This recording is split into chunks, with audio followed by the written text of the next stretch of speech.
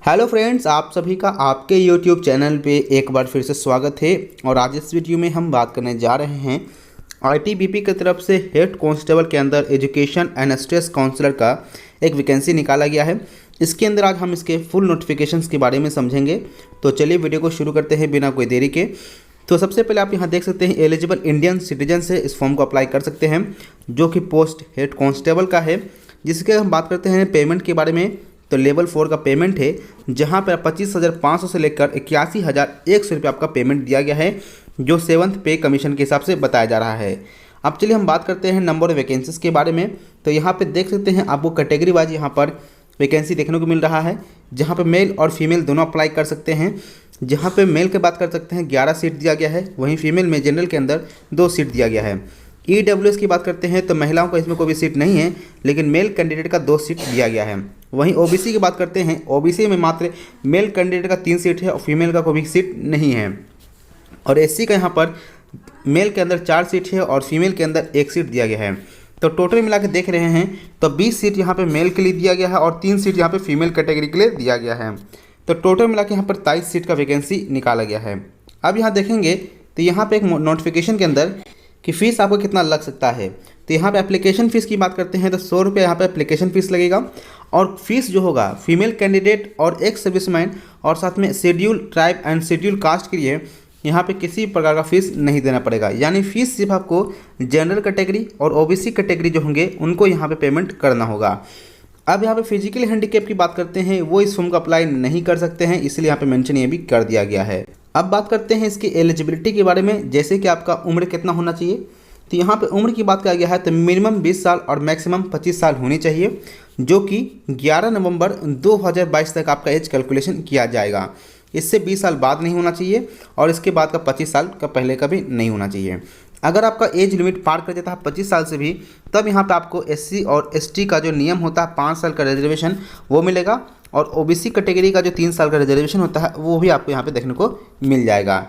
इसके बाद यहाँ पे क्वालिफिकेशन देख पा रहे होंगे, यहाँ लिखा degree from a recognised university और equivalent with psychology as a subjects. तो यहाँ पे कहने का मतलब है डिग्री, यानी कि अगर आप बीए भी कंप्लीट की हो तब भी भर सकते हैं, बीएससी की हो तब भी फॉर्म भर सकते हैं, या बीकॉम की हो तब भी भर सकते हैं, चाहे आप बीटेक भी कंप्लीट की हो तब भी भर सकते हैं। यानी कि कोई भी बैचलर डिग्री आपके पास है तो आप इस फॉर्म को अप्लाई कर सकते हैं, जिसमें कि आपका साइकोलॉजी एक सब्जेक्ट होना चाहिए। अगर आपके पास ये भी नहीं है तो कम से कम डिग्री होना चाहिए, जहाँ पे आप बैचलर डिग्री पास की होना चाहिए बैचलर एजुकेशन के अंदर, या बैचलर ऑफ टीचिंग होना चाहिए, या इसके इक्विवेलेंट होगा, तब भी अप्लाई कर सकते हैं। तो यहाँ पर एक नया पोस्ट होता है, जहाँ पे आप देख पा रहे हैं एक नया डिग्री है, जहाँ पे बैचलर ऑफ एजुकेशन करके आता है और बैचलर ऑफ टीचिंग करके आ रहा है। तो ये डिग्री आपके पास हो तब भी अप्लाई कर सकते हैं, या साइकोलॉजी के साथ में आपका डिग्री कंप्लीट है तब भी आप इस फॉर्म को अप्लाई कर सकते हैं। अब यहाँ पे देख सकते हैं फॉर्म जो है आपका वो ऑनलाइन मोड होगा। यहाँ पे किसी प्रकार का ऑफलाइन फॉर्म नहीं फिल होने वाला है, ना ही एक्सेप्ट होने वाला है। इसका जो फुल नोटिफिकेशन है वो यहाँ पे आपको वेबसाइट पे देखने को मिलेगा, वो यहाँ बताया गया है। और यहाँ देखेंगे सिलेक्शन प्रोसेस के बारे में, तो यहाँ पे सिलेक्शन प्रोसेस दिखा गया है। पहले आपका फिजिकल एफिशिएंसी टेस्ट होगा, उसके बाद आपका फिजिकल स्टैंडर्ड टेस्ट होगा, उसके बाद जो बच्चे पीएचडी बात पास करेंगे उनके लिए फिर रिटन टेस्ट होगा, और फिर बाद में डॉक्यूमेंट का वेरिफिकेशन, और लास्ट में आपका मेडिकल एग्जामिनेशन होगा। अगर मेडिकल में कुछ प्रॉब्लम होता हो तब आपको फिर से रिव्यू किया जा सकता है मेडिकल का। अब यहाँ बात कर लेते हैं एफिशिएंसी टेस्ट के अंदर। आप देखेंगे आपको 1600 मीटर दौड़ना है 7.5 मिनट के अंदर, मेल कैंडिडेट के लिए कहा गया है। और 11 फीट का लॉन्ग जंप आपको दिया जाएगा, 3 चांस, आपको 3 चांस में 11 फीट का लॉन्ग जंप भी कंप्लीट कर लेना है। और कम से कम 3.5 फीट आपको हाई जंप करना है, वो भी आपको 3 चांस में क्लियर कर लेना है।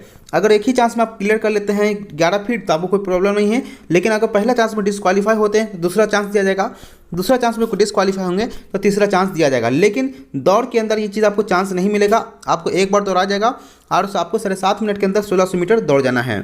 वहीं अगर फीमेल कैंडिडेट की हम बात करते हैं तो फीमेल कैंडिडेट को 800 मीटर दौड़ाया जाएगा, जो कि 4.5 मिनट 4.45 मिनट से अंदर आपको कंप्लीट कर लेना है। उसके बाद 9 फीट उनका हाइट लॉन्ग जंप होना चाहिए, 3 चांस मौका दिया जाएगा। और वहीं पे फीमेल को हाई जंप की बात करते हैं तो उनको भी 3 चांस यहाँ पे दिया जाएगा।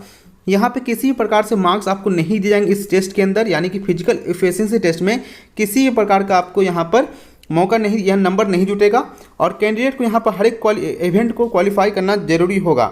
अगर किसी एक को भी डिस्क्वालीफाई करते हैं तो वो उसका यहाँ से एलिमिनेट हो जाएगा और वो नेक्स्ट राउंड के लिए यानी फिजिकल स्टैंडर्ड टेस्ट के लिए वो क्वालिफाई नहीं कर पाएंगे। इसके बाद यहाँ देखेंगे फिजिकल स्टैंडर्ड टेस्ट होगा। बात करते हैं फिजिकल स्टैंडर्ड टेस्ट के अंदर क्या क्या मेजरमेंट किया जाता है। जैसे कि जो भी कैंडिडेट एसटी के अलावा होंगे यानी जनजाति के अलावा जो भी लोग होंगे, मेल के लिए 165 सेंटीमीटर हाइट चाहिए, वहीं फीमेल कैटेगरी के लिए 155 सेंटीमीटर का हाइट होना जरूरी है।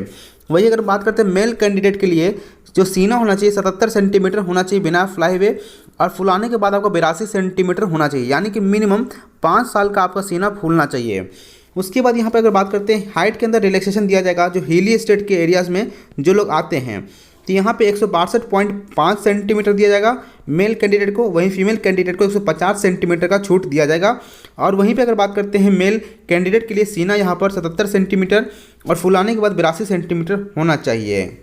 और इसके अलावा यहाँ देखेंगे कि जो यहाँ पर जो शेड्यूल ट्राइब के कैंडिडेट होंगे तो उनको लिए 162.5 सेंटीमीटर हाइट होना चाहिए मेल कैंडिडेट के लिए, और फीमेल कैटेगरी के लिए 150 सेंटीमीटर का हाइट, और सीना जो है मेल कैंडिडेट में 76 सेंटीमीटर होना चाहिए और फुलाने के बाद 81 सेंटीमीटर, यानी कि 5 सेंटीमीटर का कम से कम सीना आपका फूलना चाहिए। तो मैंने आपको पहले कह दिया हाइट के बारे में और चेस्ट के बारे में, अलग अलग कैटेगरी का मैंने आपको ऊपर बता ही दिया है।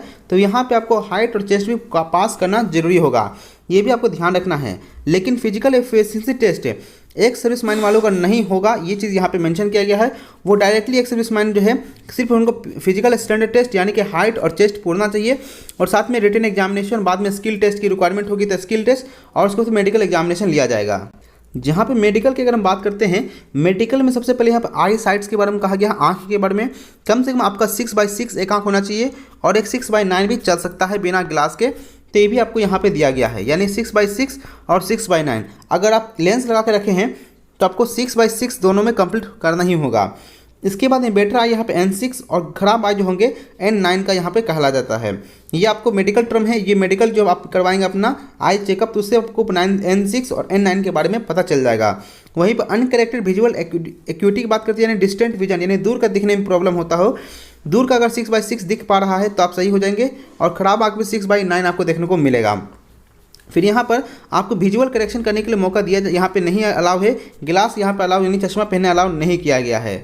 साथ में यहाँ पे लिखा हुआ है कि कलर ब्लाइंडनेस पर्सन इस फॉर्म को अप्लाई नहीं करेंगे, यानी जिनके पास कलर ब्लाइंडनेस हुआ है वो इस फॉर्म को अप्लाई नहीं करेंगे, ये साफ साफ यहाँ पे मेंशन कर दिया गया है। और साथ में आपके पास नो किनी नहीं होना चाहिए, फ्लाइट फुट नहीं होना चाहिए, वेरिकोस वीन्स भी नहीं होने चाहिए, और आपके आंख भी सुकड़े हुए यानी स्क्विंट नहीं होने चाहिए, और आपका दिमाग बहुत अच्छा होना चाहिए, आप हेल्दी होना चाहिए, और कहीं से भी फिजिकली डिफेक्ट नहीं होना चाहिए, यानी हाथ पैर टूटा हुआ नहीं होना चाहिए। ये सभी आपको यहाँ पर देखने को मिल रहा है। तो ये मैंने आपको यहाँ पर इसके जो फुल नोटिफिकेशन आपको समझा दिया है। इसका सिलेबस के बारे में अभी जानकारी नहीं मिली है, अगर सिलेबस की जानकारी मिलेगी मैं आपको इसका भी अपडेट दे दूंगा बाद में। आशा करता हूँ वीडियो अच्छा लगा होगा। वीडियो अच्छा लगा हो तो लाइक शेयर और चैनल को सब्सक्राइब कर दीजिएगा। मिलेंगे जल्दी नेक्स्ट वीडियो में। Thank you for watching this video.